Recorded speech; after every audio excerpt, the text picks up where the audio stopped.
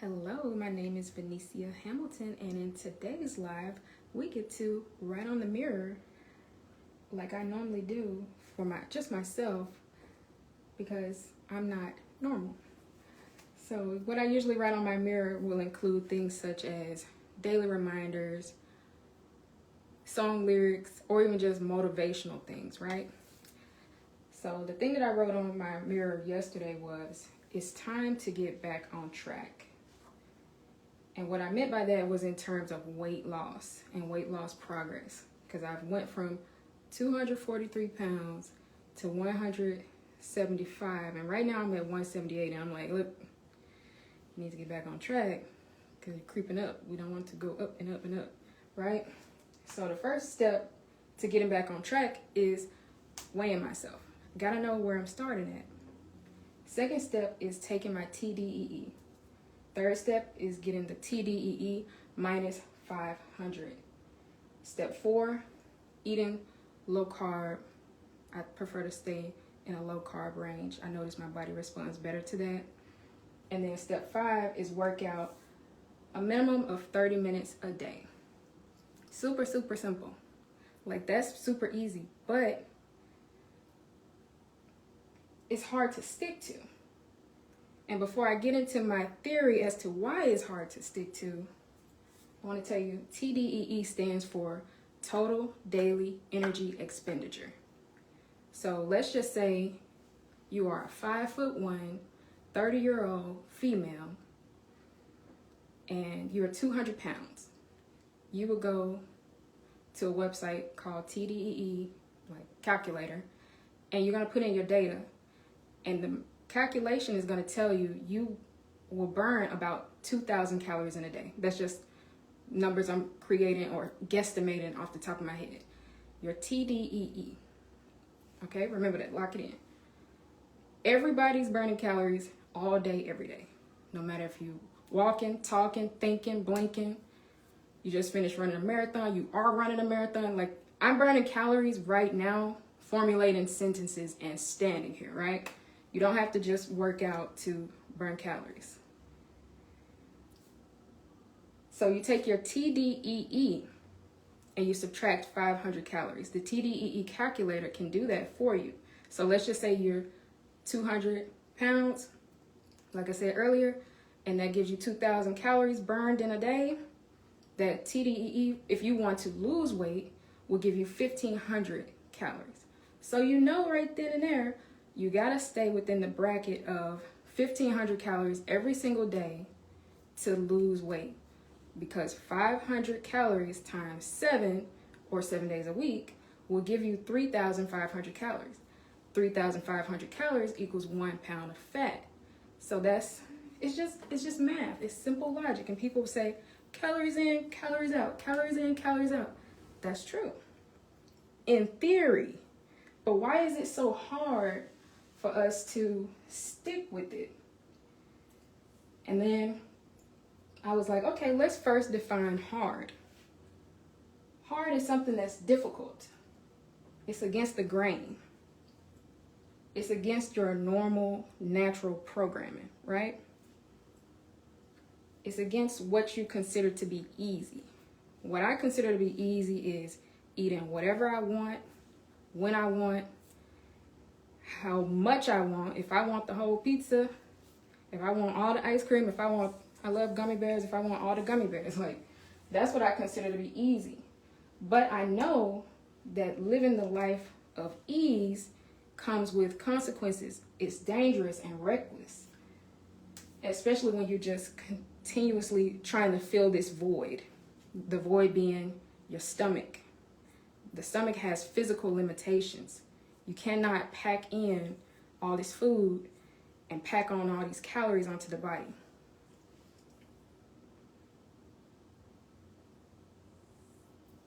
Because eventually it becomes a vicious cycle of you trying to fill your stomach and fill that void, whether it's an emotional void or just the sensation of fullness.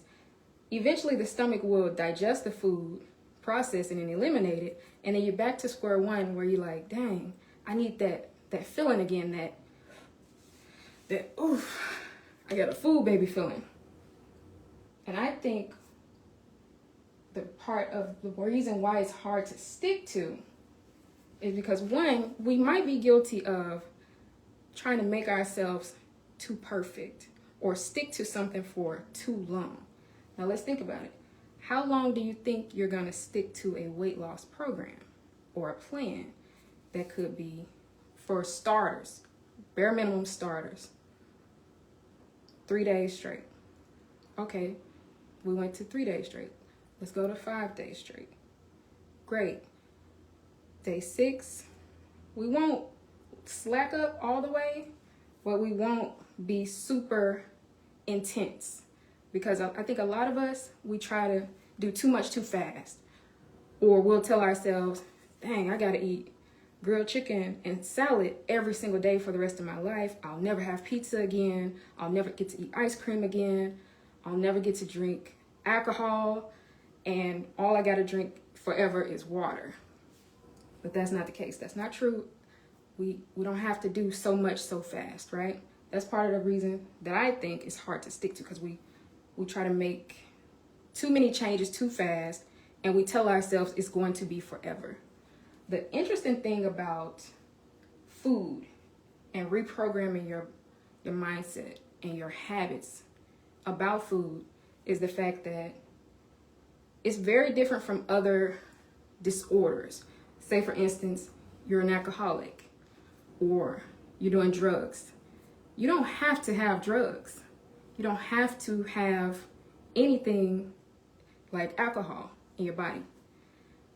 But you have to eat every single day, or else you will die. Like, you cannot fast your way forever. You cannot starve forever. You can't do weight loss forever.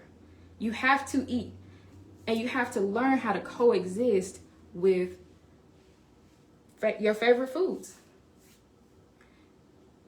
Unlike somebody that's doing hard drugs or alcohol. So that's something to consider too. What else I got up here? I think another reason that it's hard to stick to is the fact that when we're working on actively changing our eating habits and our food structure, we are breaking generational curses. We are reprogramming ourselves, reparenting ourselves. And it is a whole self-love journey to me when I'm actually menu planning, calorie counting, grocery shopping, then meal prepping, and then of course eating the actual food that I prepared. That's a whole reparenting thing, because typically when you think about it, if you were a kid, your mom might have made the food for you and your dad probably provided the funds to get said food into the house, or your mom provided the funds. Like in my household, my mom was providing the funds and she was cooking the food after getting it into the house. So all my little kids self had to do was just eat it. So for me to go through this process of meal prepping and menu planning and all this is an act of self-love, because I'm reparenting myself. I'm being the ideal version of a mom to myself. I heard this beautiful scripture today from Isaiah 43 and 18, and I'll read it to you. It says, "Do not remember the former things, nor consider the things of old. Behold, I will do a new thing. Now it shall spring forth. Shall you not know it?" So I wanted to tell you, you got to be aware that this new thing is coming. You are currently in a transition. When you are wondering and questioning, why is it so hard to stick to a weight loss program? Why is it so hard to stick to this diet? It's because you're in a transition. You're going against the grain, against what your programming was, what your mom, your grandma, Pookie Ray Ray, and them, your whole family then taught you and told you and showed you. When you go around other people in your family, it's going to be different, and you might stand out now because, one, you're doing better, looking better, feeling better, and you're eating better. And another thing that correlates into what you eat is disease. So we can either feed the body fuel, or we can feed the body trash. And if you really, really go deep into it, A lot of people that are obese and overweight, they are also in debt, because there is a strong connection to people that overeat calorically. You're also overspending. So when you decide to fix your health and reprogram your mindset around food, you're not only fixing your body, but you're fixing your bank account. You're fixing your spending. You're fixing your family, your next generation. If you got kids or not, somebody's going to see you and your family, and they're going to be inspired by your changes. Change is uncomfortable.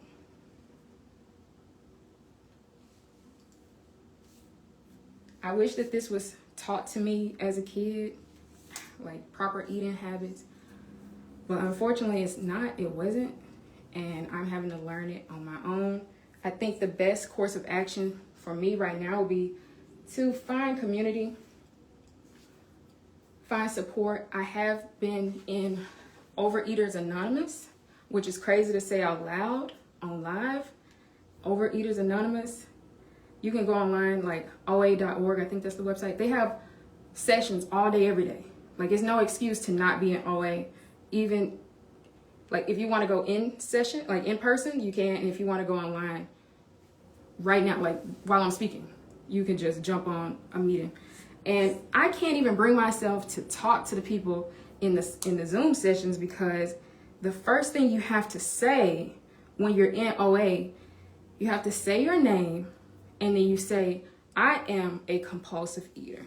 So if I wanted to talk to them, I would have to come off mute, take my computer off mute, and be like, hello, my name is Vanezia Hamilton, and I am a compulsive overeater.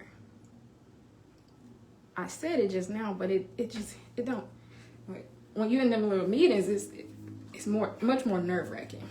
And I haven't even been able to bring myself to introduce myself to the class. I've been to 2 meetings this year. That's not a lot, but it's so intense to me when you get in there and you're like, wait a minute, I'm having to admit that I have a problem. They say the first step towards recovery is admitting that you have a problem. So I thought about it and I was like, let's define the word compulsive.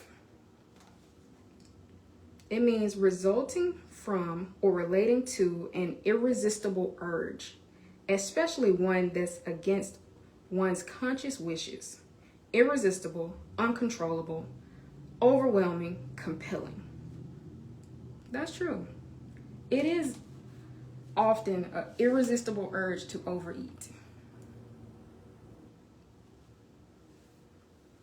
That's true. Like, compulsive overeating, also known as binge eating. Eating large amounts of food, eating quickly. People with compulsive overeating typically eat excessive amounts of food, but not because they're hungry. Instead, they eat to feel better, to feel happy. Binge eating disorder is a mental illness that manifests as a behavioral disorder. It causes chronic compulsive overeating. People with binge eating disorder frequently consume unusually large amounts of food and feel unable to stop eating.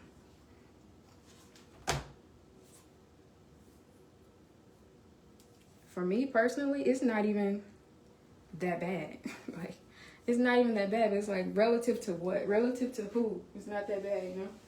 Like, I'm not sitting back eating the whole pizza, but I will eat more than 1 slice or more than 2 slices, right? Like, I might max out at 4, and that calorically is overeating. Like, I've probably blown through my caloric allotment for the entire day just from eating 2, and then God forbid I turn around and eat 2 more slices.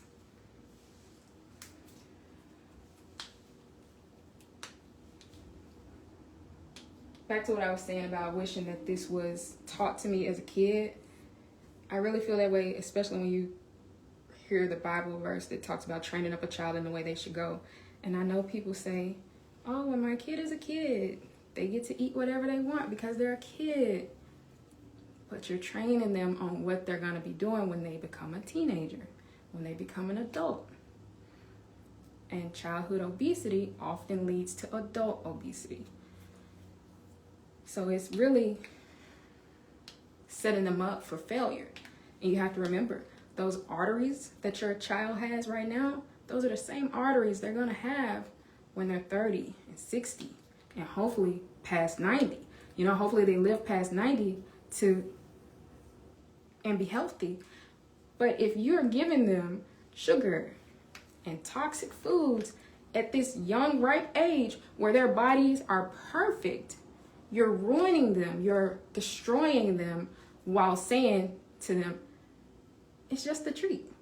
I love my kids, so they get to eat whatever they want. Everything has to have limits. Everything has to have boundaries. You can't even drive on the road without a speed limit. You can't just drive around recklessly. Everything has rules. And the rules for the body mean there's only so many calories it can burn effectively in one day.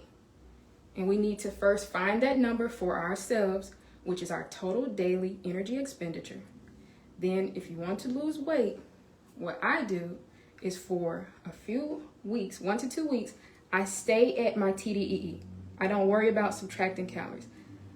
I stay at my TDEE for 1 to 2 weeks.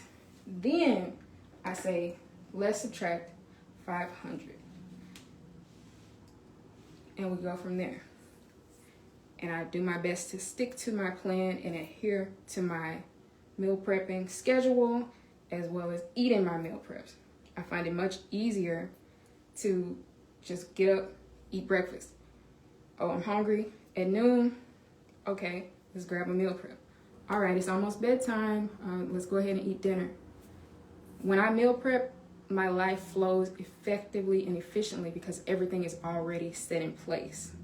It even helps me with, okay, now it's bedtime, because guess what? I don't have to worry about making a meal, washing dishes, cleaning up the kitchen. Like, everything is much more of a system and a flow. But I'm about to go. And before I go, I just want to remind you of the phrase that I say at the end of my other YouTube videos, which is, when the waves of life throw sand at you, make a pearl. Now, the reason I say that is because I went to this restaurant earlier this year and I bit into a pearl in an oyster. Literally bit it. I kept it. And I started to research, how do oysters create pearls? Like, we all know they create it when sand gets into their shell. Yeah, okay. But apparently they're doing it to make themselves feel better. Now, some people say oysters don't have a central nervous system. Okay. But the sand or the debris or parasite is clearly causing some form of irritation for the oyster. And what the oyster is doing is coating that sand or the debris, and making something that we consider beautiful. That is why I say what I say at the end of my videos, because I believe that it's journeys like this, journeys that are hard and difficult and against the grain, I believe that is my pearl. I believe that this is my version of the waves of life, okay? The waves of life didn't throw me healthy eating as a kid. So this is what I'm working with now as an adult. Thank you so much for watching this video. And as always, remember, when the waves of life throw sand at you, make a pearl.